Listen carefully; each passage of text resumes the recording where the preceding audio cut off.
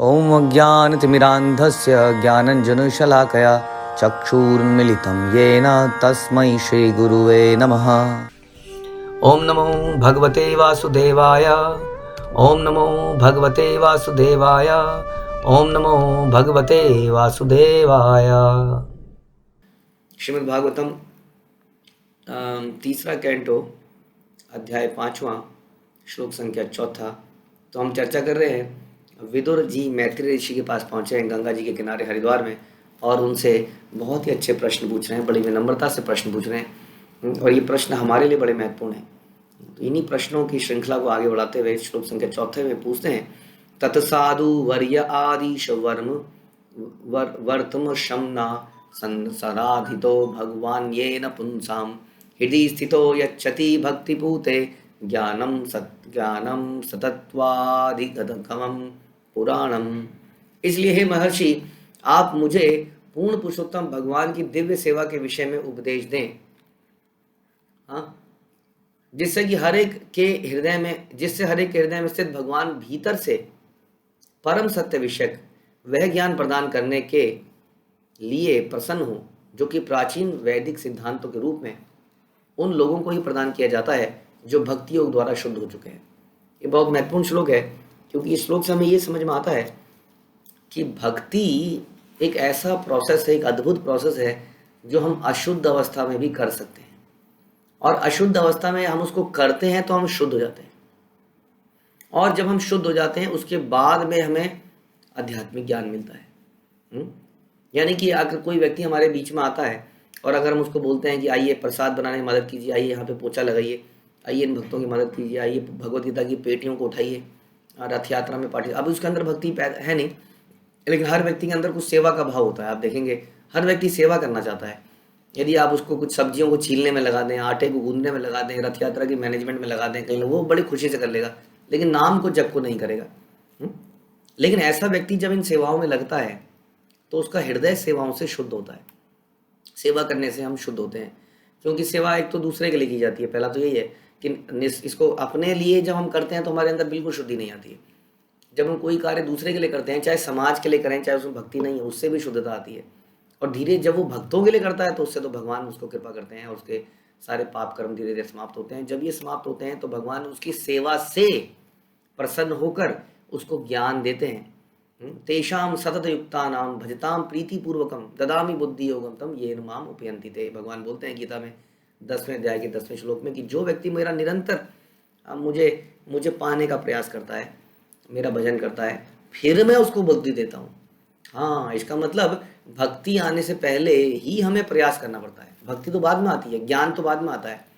पहले हम भक्ति का मतलब एक ऐसा कार्य है जो अनाड़ी व्यक्ति भी कर सकता है, और जब वो अनाड़ी व्यक्ति करता है तो उसके पाप कर्म समाप्त होते हैं। भगवान हृदय से उससे प्रसन्न होते हैं। ऐसा नहीं है कि उसको सब कुछ अपना धाम दे देते हैं, जैसा कि हमने कई केसेस में सुना। हमने सुना नारद मुनि के केस में, नारद मुनि को भगवान ने दर्शन दिए पहले उसके पिछले जन्म में, लेकिन उनको अपने धाम में लेके नहीं गए और उन्हें परफेक्शन प्राप्त नहीं हुई।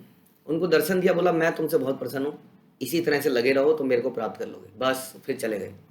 तो इस प्रकार से भगवान हमारी अशुद्ध अवस्था में भी हमारे प्रयासों से प्रसन्न हो जाते हैं, और प्रसन्न होकर हमें बुद्धि, भक्त, गुरु, सज्ञान प्रदान करते हैं, जिससे एक दिन हम शुद्ध भक्ति की स्थिति में आते हैं, जिसमें हम भगवान से और कुछ नहीं चाहते हैं उसके बाद। तो ये है भगवान का। तो बता रहे हैं कि आप मुझे ऐसा उपदेश दें जिससे कि अल्टीमेटली भगवान प्रसन्न हो, यानी कि मुझे ऐसी सेवाओं में एंगेज करें। बुद्धि तो ज्ञान तो मुझे आएगा नहीं। देखिए, इसलिए कहते हैं कि ज्ञान लेने का प्रयास मत कीजिए। हम किसी तरह से वो करते रहें जो हमारे आचार्यों ने बताया, और इस प्रकार से हम आचार्यों को प्रसन्न करें, भक्तों को प्रसन्न करें, और उससे भगवान प्रसन्न होंगे। जब वो प्रसन्न होंगे तब हमारे हृदय में वो ज्ञान प्रकाशित हो जाएगा। तो कृपया मुझे ऐसा उपदेश दें कि मैं भक्ति योग में इस प्रकार से लग सकूँ कि कृष्ण को, भगवान को प्रसन्न कर पाऊँ, और वो मुझे अपना वो ज्ञान दें जो सबके लिए नहीं है। तो इस प्रकार से वो प्रश्न पूछते हैं, करोति कर्माणि कृतावतारो यान्यात् मतंत्रो भगवान शस्त्र शिधीशः यथा ससर्जाग्र इदम निरीह संस्थाप्य वृत्तिम जगतो विदत्ते। हे महर्षि, कृपा करके बतलाएं कि पूर्ण पुरुषोत्तम भगवान जो तीनों लोगों के इच्छा रहित स्वतंत्र स्वामी तथा समस्त शक्तियों के नियंता है। किस तरह अवतारों को स्वीकार करते हैं और किस तरह विराट जगत को उत्पन्न करते हैं, जिसके परिपालन के लिए नियामक सिद्धांत पूर्ण रूप से व्यवस्थित है। देखिए, जब हम किसी के पास जा रहे हैं, किसी गुरु के पास भी जा रहे हैं, तो एटलीस्ट ये दिमाग में क्लियर होना चाहिए कि भगवान कृष्ण ही है और रास्ता भक्ति योगी है। इसलिए किसी के पास जाके ये मत पूछिए मैं आपसे प्रार्थना करता हूँ कृपया मुझे बताइए कि भगवान कौन है, तो कोई भी व्यक्ति कुछ भी बता देगा आपको। यहाँ पर प्रश्न यही पूछे जा रहे हैं कि कृपया बतलाएं कि पूर्ण पुरुषोत्तम भगवान जो तीनों लोगों के इच्छारित स्वामी, यानी कि पहले ही बता रहे हैं कि he is the ultimate controller, ये सुप्रीम पर्सनैलिटी ऑफ गॉडहेड, ये बताइए कि ये सब काम करते कैसे हैं। ये नहीं पूछ रहे कि क्या यही करते हैं, क्या ये कृष्ण जो मुरली बजाते हैं ये भगवान है क्या, ऐसा लगता है क्या आपको, या लॉर्ड शिवा ये तो नहीं है भगवान, ये तो थोड़ा सीरियस से लगते हैं, जरा शक्तिमान से लगते हैं, ऐसे गंगा को जटाओं में धारण कर लेते हैं, या ये ब्रह्मा जी हैं जो पूरे संसार के परफेक्ट सुप्रीम इंजीनियर हैं, आखिर कौन है, या कोई और है, या कोई माता है जैसे दुर्गा माँ है, कौन है। ये प्रश्न नहीं है, प्रश्न तो शास्त्रों में इस पे तो कोई डाउट ही नहीं है। हाँ, गुरु से हम ये प्रश्न थोड़ी पूछते हैं, पहले के ज़मानों में ये प्रश्न नहीं होता था क्योंकि हर घर में भगवान की ही पूजा करी जाती थी। तो पिछले कुछ सालों से बहुत सारे देवी देवता नए इन्वेंट हो गए हैं, जो पहले 100-200 साल पहले वो देवता कहीं दिखते ही नहीं है पिक्चरों में, किसी फोटो में, वो अब हमें दिखने लगे हैं पिछले 100-200 सालों में, जो पहले कभी नहीं दिखते थे। तो ये प्रश्न तो बहुत क्लियर है। प्रश्न तो ये होता था कि बताइए मैं कैसे भगवान को प्रसन्न कर पाऊँ, मैं कैसे उनकी भक्ति को प्राप्त कर पाऊँ, भगवान इतने इतने दयालु कैसे हैं, मैं कैसे उनकी सेवा कर सकता हूँ, इत्यादि इत्यादि ये प्रश्न है। तो इसी प्रकार के प्रश्न पूछ रहे हैं कि कैसे भगवान संसार को बनाते हैं। इसमें यानी कि ये क्लियर है कि भगवान ही संसार को बनाते हैं। ऐसा नहीं है कि आजकल के जो हम लोग अध्यात्म से रहित जो साइंस एंड टेक्नोलॉजी पढ़ रहे हैं उसमें हमारे बच्चों को बिल्कुल बहुत बड़ा डाउट है ये कि क्या वास्तविकता में भगवान हैं, ये हर चीज़ ऑटोमेटिकली बनी है। अगर हम मेहनत नहीं करेंगे तो हम भूखे मर जाएंगे। ये बड़ी चिंता है समाज को।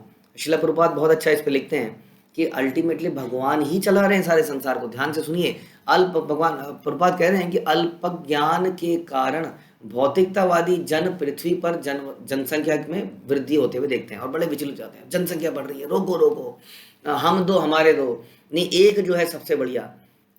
धीरे धीरे वो बोलेंगे कि बस शादी करो, मजे करो, जनसंख्या की बिल्कुल रोक दो, ऐसा करो, क्योंकि उन्हें लगता है कि इतनी बढ़ती जा रही है, खाने पीने का क्या होगा। जब बता रहे हैं कि जब पृथ्वी पर कोई जीव आता है तो भगवान उसके जीवन निर्वाह की व्यवस्था कर देते हैं।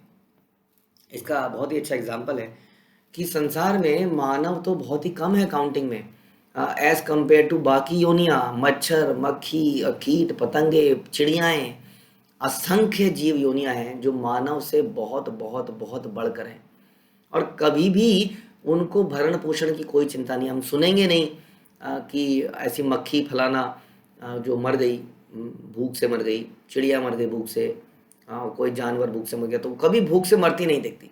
जानवर भी भूख से मरते हुए दिखते हैं तभी जब मनुष्य हस्तक्षेप कर लेता है, जंगलों में घुस जाता है, जंगलों को काट देता है इत्यादि, तब वहाँ पे कुछ कुछ ऐसा होने लगता है। नहीं तो कोई भी जीव, सब सारा संसार में इतने सारे, अब हम लोग इतने सारे लोगों के लिए चिंतित हैं जबकि हमारा खाना भी बहुत कम है, हाँ, एज कम्पेयर टू इतने सारे जानवर। हाथी को लेते हैं हम लोग, हमने नहीं सुना हाथी मर गया जी, इतना हाथी कहीं का, कहते हैं ना कितना खाने वाला, कभी जीव मरता नहीं है। हाथी को मनुष्य ने जरूर मारा है पकड़ पकड़ कर, उसके दांत चुराने के लिए, हड्डियाँ चुराने के लिए, लेकिन हाथी को ऐसे मरते हुए नहीं देखा। तो कैसे उनका भरण पोषण हो रहा होगा, ये क्वेश्चन आता है। इसका मतलब कोई तो है जो उनका भोजन की व्यवस्था कर रहा है, जो इतने सारे पेटों में जिसमें आग लगती है रोज, हाँ, उसमें अन्न जा रहा है, कंटिन्यूसली जा रहा है, अभी भी जा रहा है, कलयुग के ऐसे माहौल में भी पेट में जा रहा है।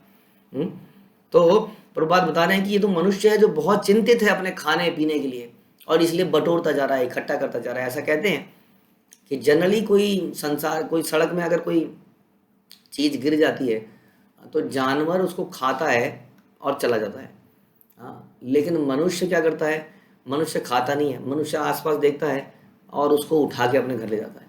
तो ये हमारा नेचर है कि हम इकट्ठा करना चाहते हैं, अनलिमिटेडली इकट्ठा करना चाहते हैं। मनुष्य बड़ा चिंतित है अपने खाने पीने के लिए, जबकि अंत में खा पी के भी वो मरता ही है। इसलिए संसार में कोई अभाव है तो ईश्वर चेतना का अभाव है, प्रभुपाद कह रहे हैं। अन्यथा भगवत कृपा से किसी वस्तु का अभाव नहीं है। यदि किसी के जीवन में अभाव आ रहा है तो क्यों आ रहा है, ये क्वेश्चन आता है। हाँ, तो अभाव आ रहा है हमारे कर्मों के अनुसार, क्योंकि हमारे कर्म ऐसे हैं कि उस कर्मों में पाप कर्म शामिल हैं बहुत सारे। उन पाप कर्मों की वजह से उसका रिएक्शन हमें मिलता है, जिस वजह से अभाव पैदा होता है। अदरवाइज कोई अभाव नहीं है, जैसा कि जानवर योनि में हम देखते हैं। अदरवाइज जानवर योनियां भूख से मर रही होती। हम्म? कई लोग कहते हैं कि हम चिकन इसलिए खाते हैं कि चिकन नहीं खाएंगे तो चारों तरफ चिकन हो जाएंगे मुर्गे मुर्गियां बकरे। हम्म? ऐसा नहीं है, जंगल में हमने कभी अधिकता नहीं देखी। भगवान ने संसार ऐसा बनाया है कि सब कुछ बैलेंस हो जाता है अपने आप। एक जानवर दूसरे जानवर का आहार बनता है, किस तरह से सारा संसार बैलेंस होता है। कुछ शाकाहारी हैं, कुछ पशु हैं, कुछ गोबर खा लेते हैं, कुछ मल को डिकम्पोज कर देते हैं। हाँ, हमारे लिए कुछ कूड़ा है। कुछ जानवर, कुछ जंतु, कुछ इंसेक्ट कूड़े को खा के चप चप खा जाते हैं।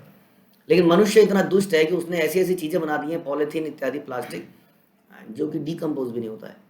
तो सारी अव्यवस्था मनुष्य के इंटरवेंशन से होती है, अदरवाइज कोई प्रॉब्लम नहीं। इसलिए यहाँ पर बड़ा इंपॉर्टेंट प्रश्न पूछा जा रहा है कि संसार को कैसे बनाते हैं भगवान, ये बताइए। हाँ, इसमें बिल्कुल भी डाउट नहीं दिखा रहे कि क्या बताइए कि मैत्रेय ऋषि, आपको क्या मालूम है पृथ्वी में सूर्य में एक ब्लास्ट हुआ था। हाँ, उसमें से कई सारे पिंड निकले थे, वो पिंड ठंडे हुए कई करोड़ों सालों में, और उसमें से सुंदर एक पृथ्वी बनी। क्योंकि यहाँ पर जल है इसलिए यहाँ पर जीवन है। जबकि जरूरी नहीं है कि जल से ही जीवन हो। हम देखते हैं कि बहुत ही गर्मी के अंदर ऐसे स्टरलाइज करने के बाद भी ऐसा बताते हैं कि कुछ परसेंट कीटाणु फिर भी रहते हैं, जो कि इतनी हीट के अंदर भी जिंदा रह जाते हैं।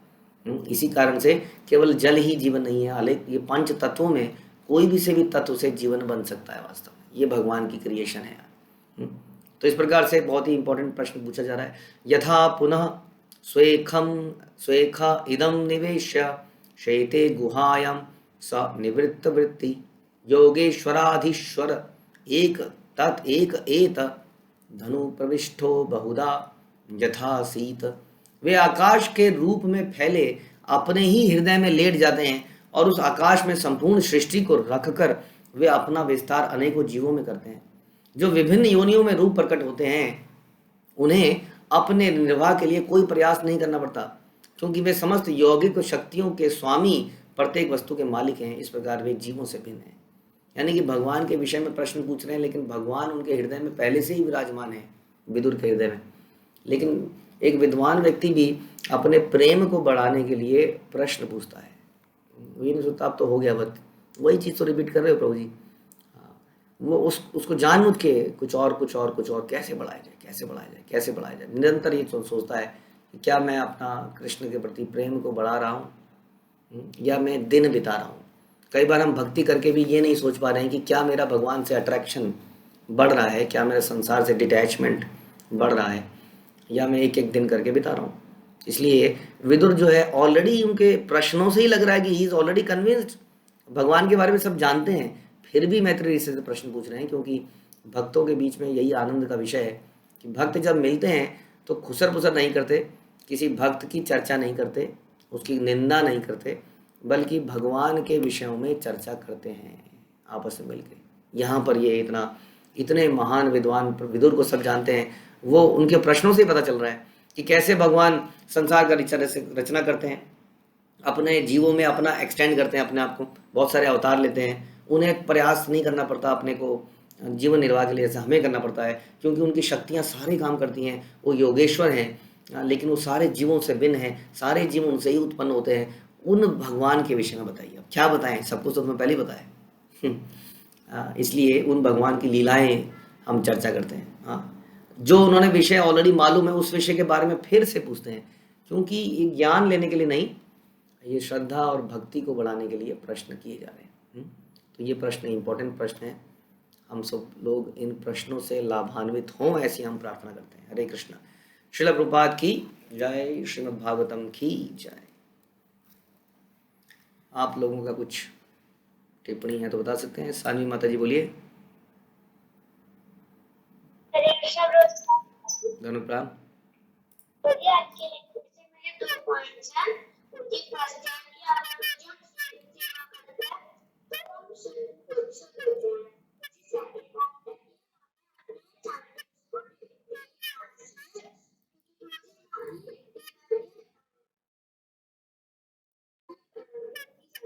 जी, हरे कृष्णा। धन्यवाद। आपने बहुत कम उम्र में अपनी आयु के बारे में ऐसा बोला, इट्स वेरी गुड। ओके, साधु शरण जी आप बोलिए।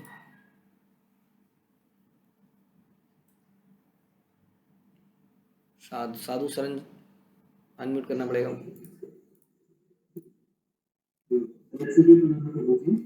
हरे कृष्णा जी बोलिए।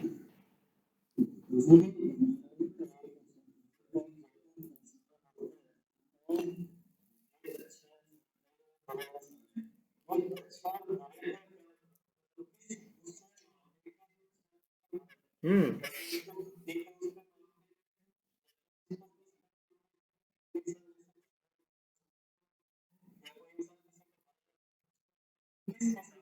हाँ जी,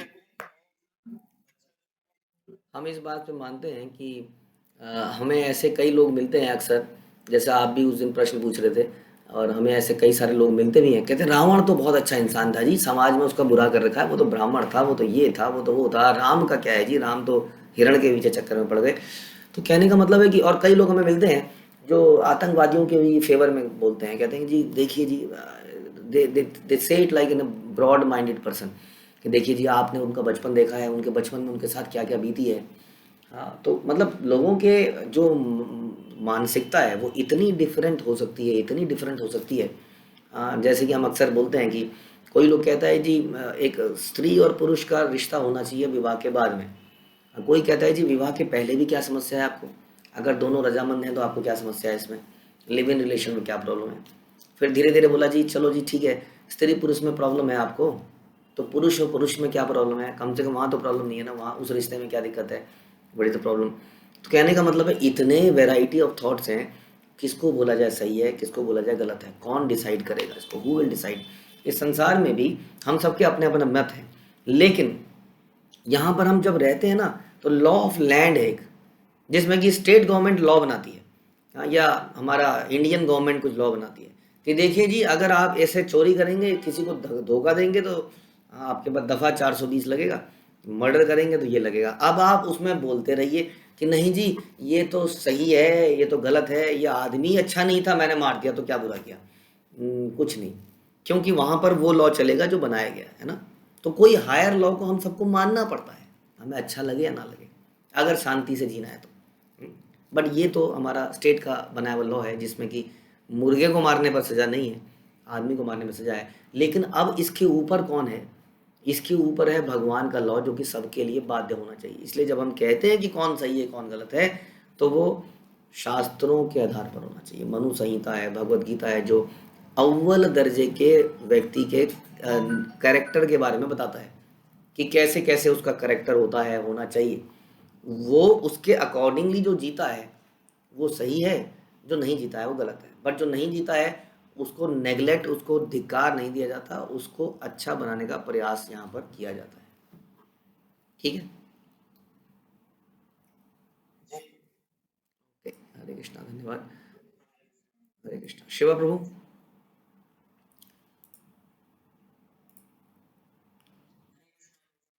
धन्यवाद, प्रणाम।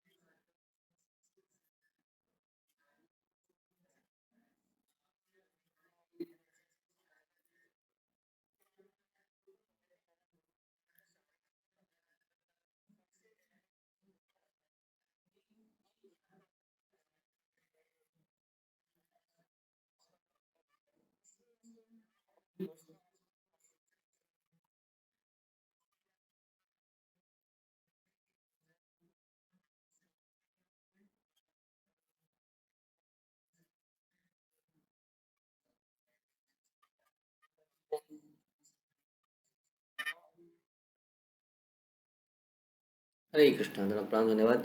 राजकुमार प्रभु।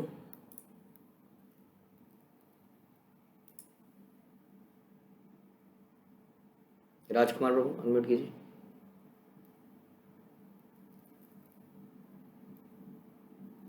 ओके, तो हम यही समाप्त करते हैं। आप सभी का बहुत बहुत धन्यवाद। श्रील प्रभुपाद की जय।